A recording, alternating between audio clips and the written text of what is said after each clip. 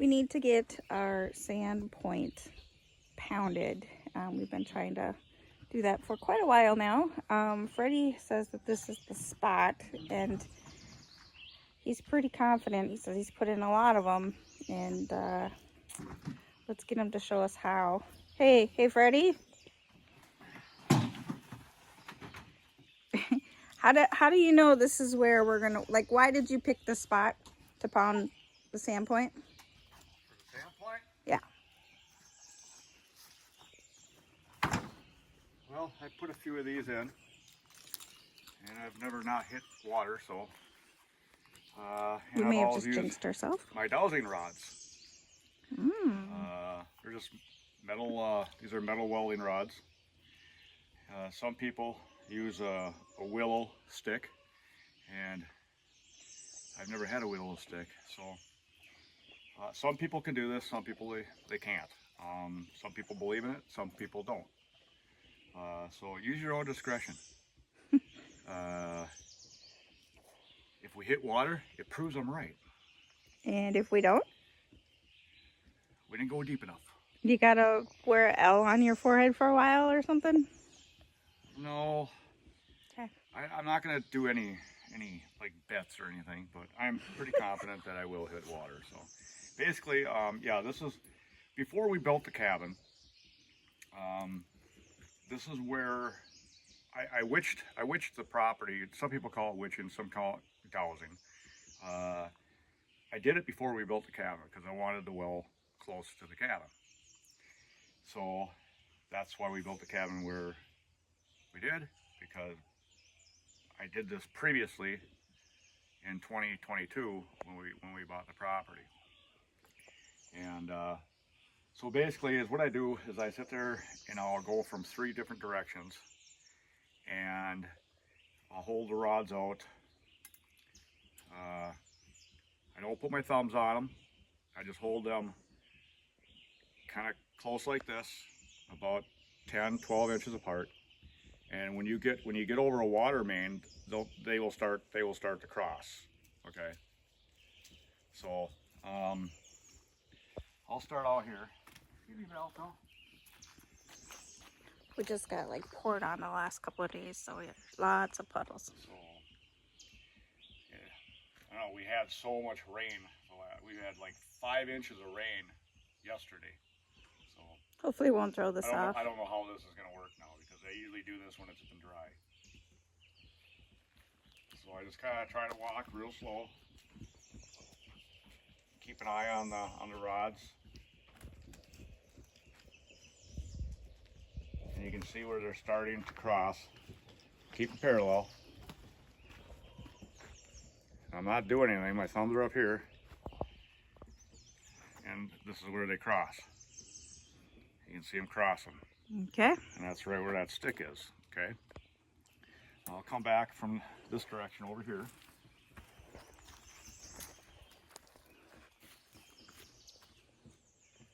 You just got to make sure they're parallel. Just take little steps. Keep an eye on them. Make sure that they're level. And you can already see where they're starting to kind of go in a little bit.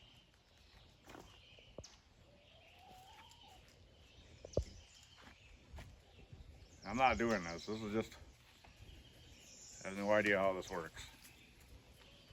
But that's cross. Interesting. So I'll do one more from this direction over here.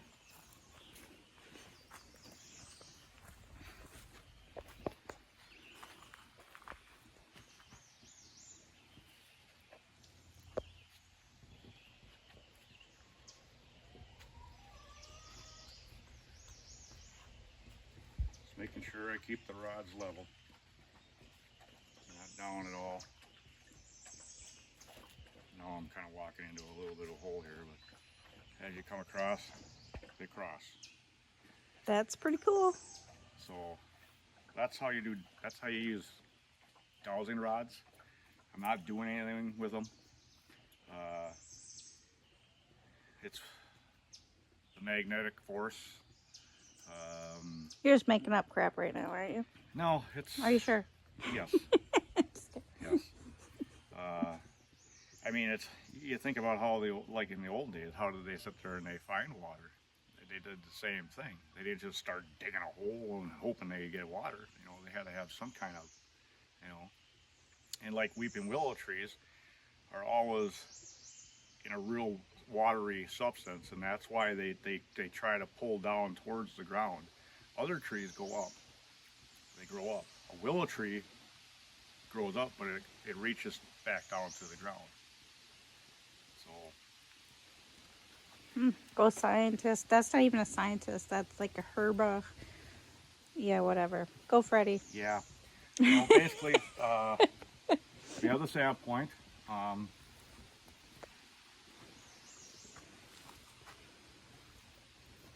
where they go. That's their special storage spot. That's where I put them 2 years ago. Ooh, careful, don't get hurt. Liabilities all around.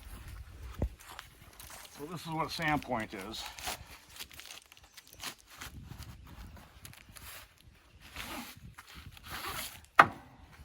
This is an 1.25 inch pipe.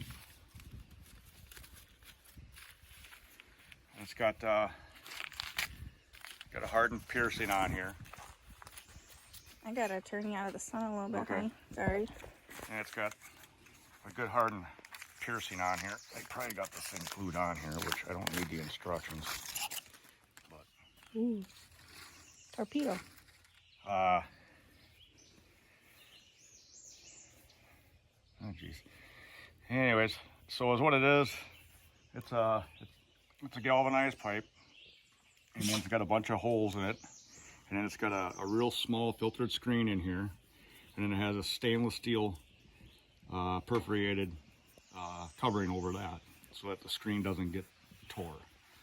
And as what this does, it just gets pounded down into the ground. You put a coupling on here, get it pounded in the ground. You want to make sure that these are straight, plumb, and everything. And so you're not going in at an angle. How do you keep it straight when you're pounding on it? Like, how do you keep it? Once you get it down so far, it will go straight. Usually, like the first like 3 or 4 feet, you can usually keep it going straight. Is that why we dig a hole to begin with? I dig a hole so that I can get the sand pipe, the sand point down into the hole about 3 feet, and then I can add another piece of 5-foot pipe on there.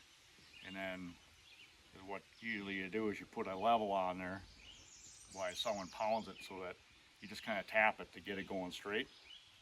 And once you get it going straight, then you just keep adding pipe. And for this to work, this has to be in at least 5 feet of water. You got 3 feet of pipe, and you got to have at least 2 feet of water above the pipe.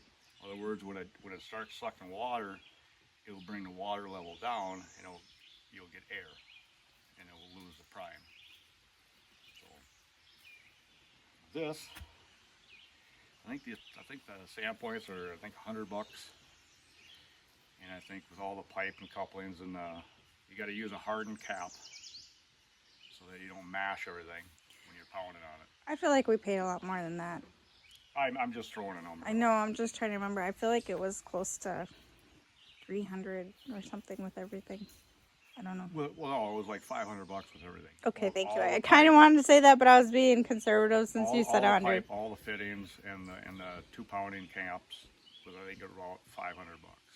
Yeah, because I was worried if it doesn't work, we're spending $500. Oh, look at our dog's going potty right there. She just goes wherever she wants. She's uncouth, Ruth. So anyway, yeah, I was worried. The thing is that we could pull it up with the tractor, and you're not going to lose. I mean, if I don't hit water here, then I'll go douse another area. But we will have water on this property. I mean, I can tell by when the dogs run, the sound of it. It sounds like it's hollow. Like there's a water vein right here. This is a water vein. It's a natural spring. I sure hope so. So I'm not going to pound it today. I can't pound with my shoulders anymore the way they are. So we're going to get a pneumatic pounder, and then it gets a certain fitting on it. kind of like a jackhammer. And it's electric, and all you do is you put that on top of there and it pounds it right down. We should be able to get this thing pounded down in probably about 20 minutes. So, well, it'll be longer than that. You gotta add pipe to it. I was gonna say, I'm like, I don't think that's happening. You're probably talking about a 2-3 hour job to get water. And then, not to mention, like, how many roots we'll probably run into. Well, thankfully, Taylor has sent me an axe, a nice Fisker axe for Father's Day. Nice. And I'll be using that to chop all these roots out of here, so that, because we will end up digging the hole a little bit bigger and putting a insulated box around it. So that's about all I got for you today. June 19th, 2024. Earthbound, finding our roots. Till next time. Oh, don't forget to hit that little like button or leave a comment if you like. Until next time, peace.